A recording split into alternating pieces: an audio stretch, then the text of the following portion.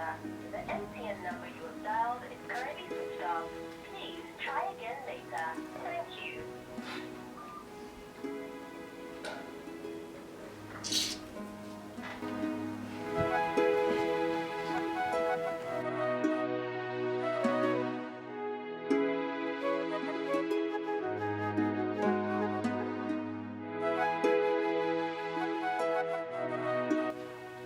Assalamu alaikum. Assalamu alaikum. Hassan. Hassan. Hassan. Ya. Me yake damun ka ne haka? Na zo ne magana, ne sallama su da, ne sallama su biyu. Baka ji ba. Tunanin me kake yi ne haka? Shekaran jiya da yamma ni da Muhammad muna tsaye. Sai wata yarinya ta zo wucewa. Yarinyar ta tafan min da zuciya. Yanzu kai akan mace shine zaka saka hankalinka ya tashi haka, na zo ina ta yin magana kai min shiru. Yarinyar ta riga ta sace min zuciya. Sace zuciya na banza shine sai ka saka kanka a cikin damuwa ta yadda hankalinka.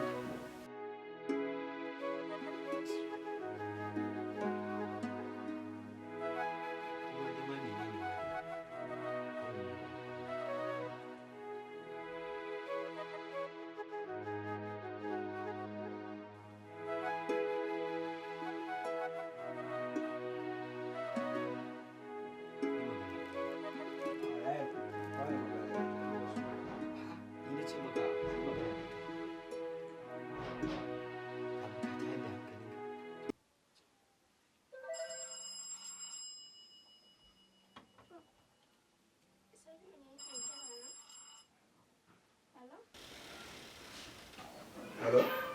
Hello, Sabiu. Yaya ne ya haɗa ni da ke yi mu gaisa. To, ina yini?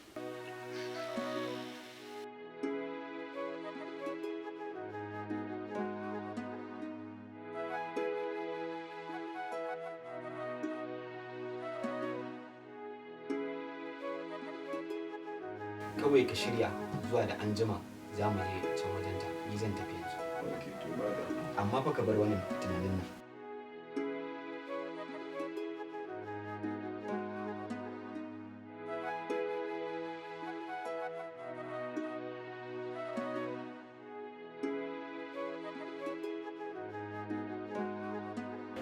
Minal, dalilin da ya sa kika ga na kirawo ki, so ina so na gaya miki wani abu. To abin da zan gaya miki ma dai, zai da cewar na ma haɗa ki ma da shi, kun yi magana da shi, shi ya san ki. To ya shiga wani yanayi na soyayya. Soyayyar ta kai da cewa ta haifar masa da wani abu a cikin zuciyarsa. Kullum yana zaune yana cikin tunani mara kyau mara amfani. To shi ne na ga cewa ya dace da cewa ya samu wadda za ta ɗauke masa wajen kuncin da damuwa da yake damun shi a cikin zuciyarsa. To shi ne sai na haɗa shi. Saboda na san ke bani da matsala da ke, kuma insha Allah Allah ya za ki iyaka bakin ƙoƙarin shi, iyaka bakin ƙoƙarin ki wajen gudanar da farin ciki a cikin zuciyarsa.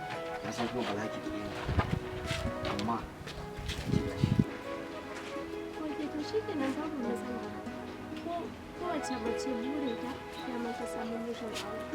Fata ne da ta shirya shi ne ta ce ne da ita Allah ya sa haka shi ne abin da yake mafi alkhairi a rayuwa. Na ji daɗi sosai kuma na yi farin ciki da hakan ɗin, saboda dama na tsammaci hakan ɗin daga gare ki kuma sai kika aiwatar da haka. Na ji daɗi sosai. Da Hassan, ina fatan na kawo ka wannan ta yi maka, kuma dalilin da ya sa na kawo ka ɗin haka saboda ba na so na riƙa ganin ka a cikin damuwa, saboda hakan ɗin ya yi matuƙar ɗaga min hankali.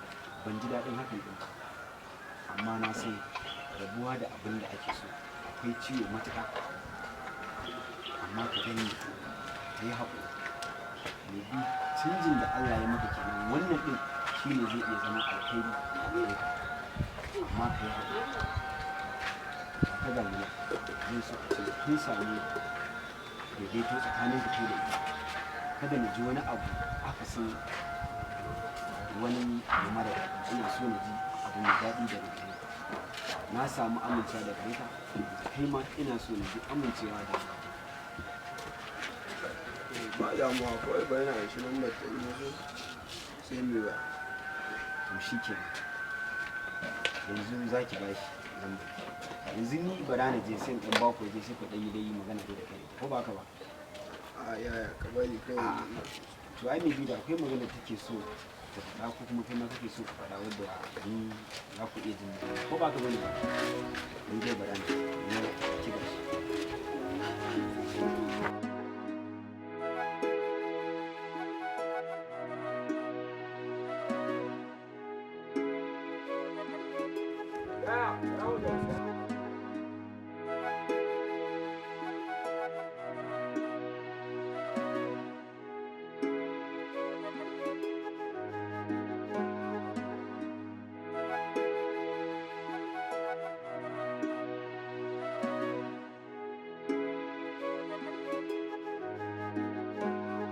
Gaskiya yarinyar nan ba ta yi. Mariya ba taimaka ba.